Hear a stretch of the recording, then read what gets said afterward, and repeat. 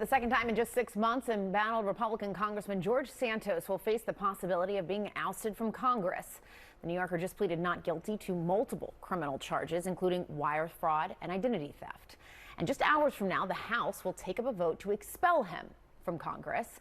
A group of vulnerable New York Republicans are urging their colleagues to make it happen, saying, quote, "This issue is not a political one, but a moral one." Joining me now to discuss this is one of those Republicans from New York State, Congressman Anthony D'Esposito. Congressman, thanks so much for making time. We're glad to have you on.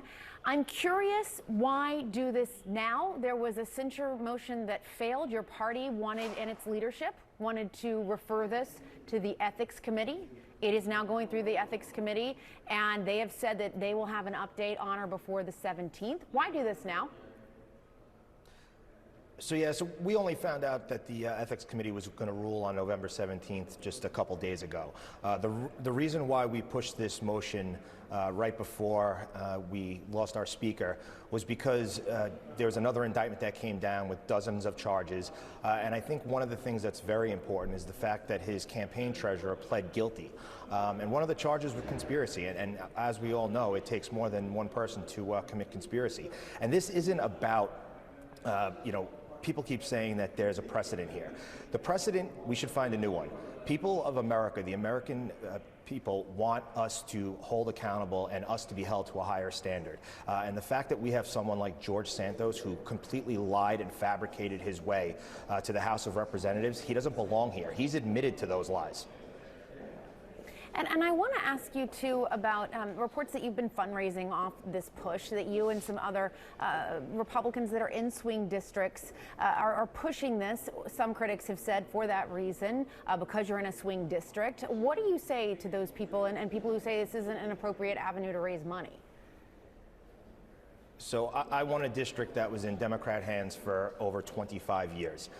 Whether I was in an R+40 district or I represented a D+40 district, I would be carrying this resolution to the House floor. I think that George Santos has embarrassed this institution. He's a stain on New York and Nassau County. And the fact is that he keeps saying that we're going to leave this to the people of the 3rd Congressional District.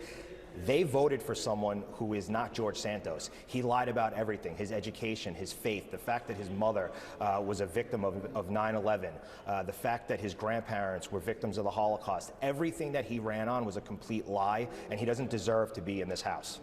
And where do you stand at this moment? This is going to happen in several hours. Where are the votes? This is a really high bar to expel somebody from Congress. It's hard to do, and it is a high bar. Where do you think you are with the votes? I think we'll see. Obviously the fact that the Ethics Committee came out just a couple days ago and said that they will release their findings on the 17th, I think that lends to a lot of people to say, let's wait it out. But I do think that there's going to be a group of individuals who see right through this and understand that George Santos, since day one, has been a complete fraud. He's not representing the people of the 3rd Congressional District. And the members of this House, of this institution, that represent people that sent them here, they shouldn't stand for it. The fact that, again, that he lied and completely fabricated his way to the floor of the House of Representatives is a complete sham.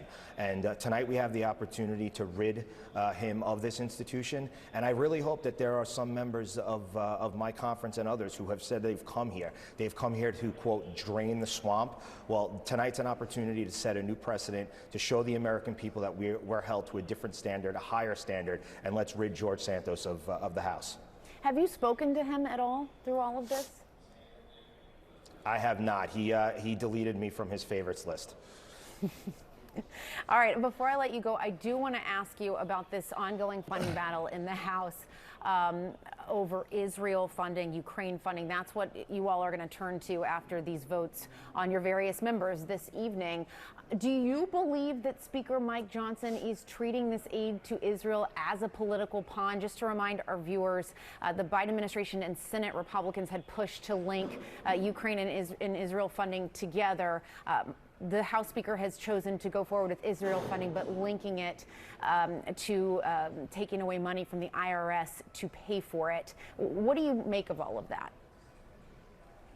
I don't think it's a political move. I think the fact is that we need to provide aid to our greatest ally, Israel, in the most expedient fashion. And if this is the way to do it, well, then I trust that this is the way we're going to get it across the floor and get it over to the Senate. And that's what the Senate should be focused on. They claim that, we need to assist Israel, that she is our greatest ally.